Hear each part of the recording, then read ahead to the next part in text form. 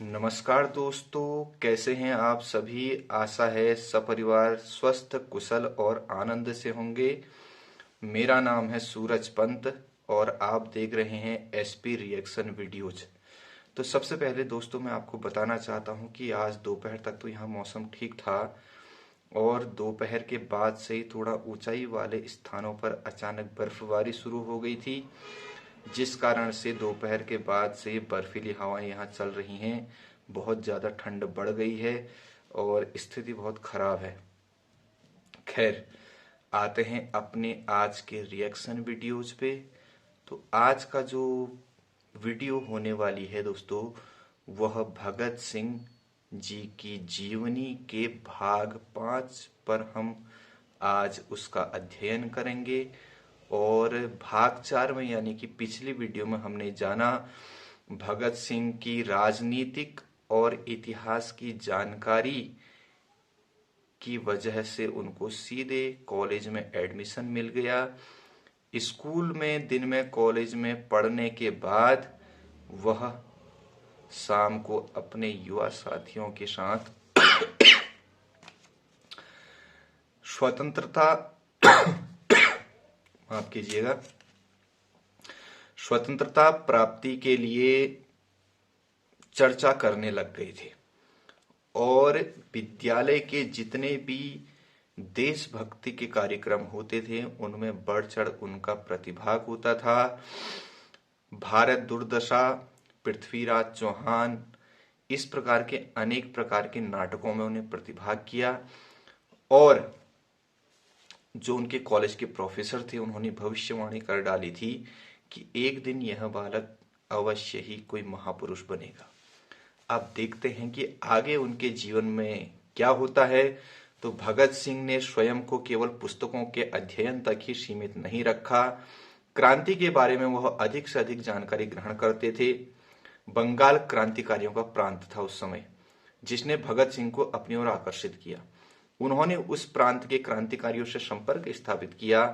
तब वहां क्रांतिकारी पार्टी के नेता थे सचिंद्र नाथ सान्याल जी। उनके प्रत्येक सदस्य को एक शर्त स्वीकार करनी पड़ती थी। अपने नेता के आह्वान पर क्रांतिकारी सदस्य के लिए अपना घर बार छोड़कर तुरंत शामिल होने के लिए सदा तैयार रहना आवश्यक था। भगत सिंह ने यह शर्त स्वीकार कर ली। उधर भगत सिंह के परिवार में उनके विवाह की बात चल रही थी। उनके लिए एक लड़की भी पसंद की गई और विवाह के लिए एक दिन भी निश्चित हुआ। किंतु ठीक उसी समय सरदार सिंह घर से निकल पड़े और लाहौर चले गए।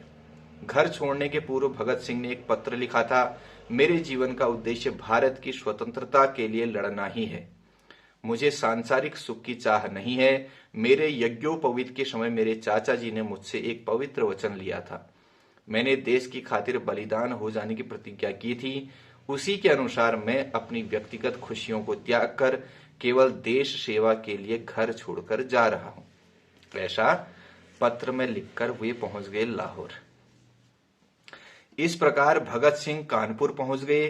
पहले उन्होंने कुछ दिन समाचार पत्र बेचकर अपना जीवन निर्वाह किया। बाद में वे एक क्रांतिकारी गणेश शंकर विद्यार्थी के संपर्क में आए। उन्हें उनके दैनिक समाचार पत्र प्रताप, यह समाचार पत्र का नाम था, उस कार्यालय में एक दायित्व मिल गया और वहां उन्हें एक क्रांतिकारी के रूप में प्रथम प्रशिक्षण मिला।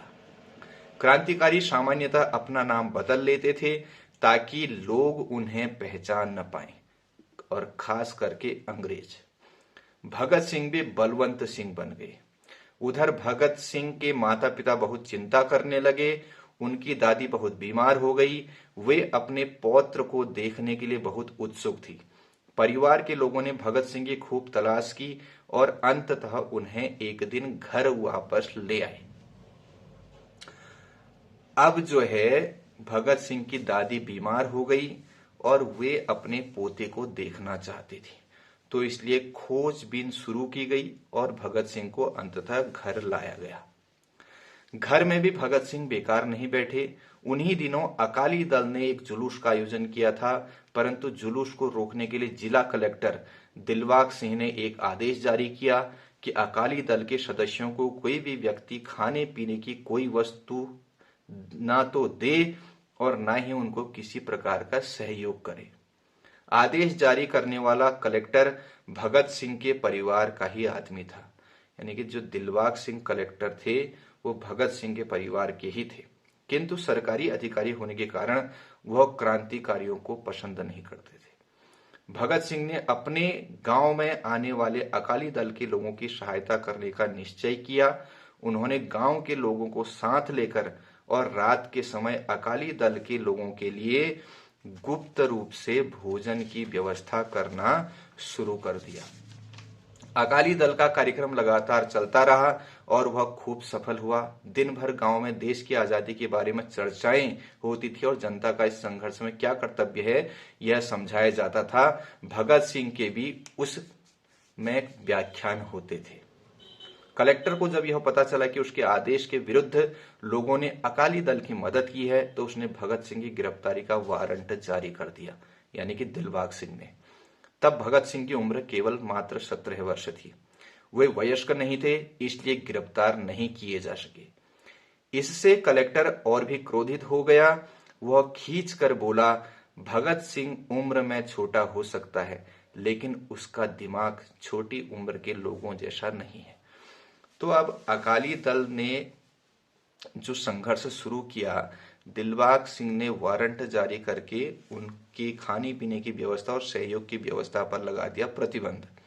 लेकिन भगत सिंह अपनी चतुराई से, सोच विचार कर, अपनी योजनाओं से युवा साथियों के बल पर वहां तक व्यवस्थाएं, भोजन की व्यवस्थाएं पहुंचाने में सफल थे, जिसका पता जब दिलबाग सिंह को चला तो उन्होंने भगत सिंह को गिरफ्तार करने का आदेश दे दिया।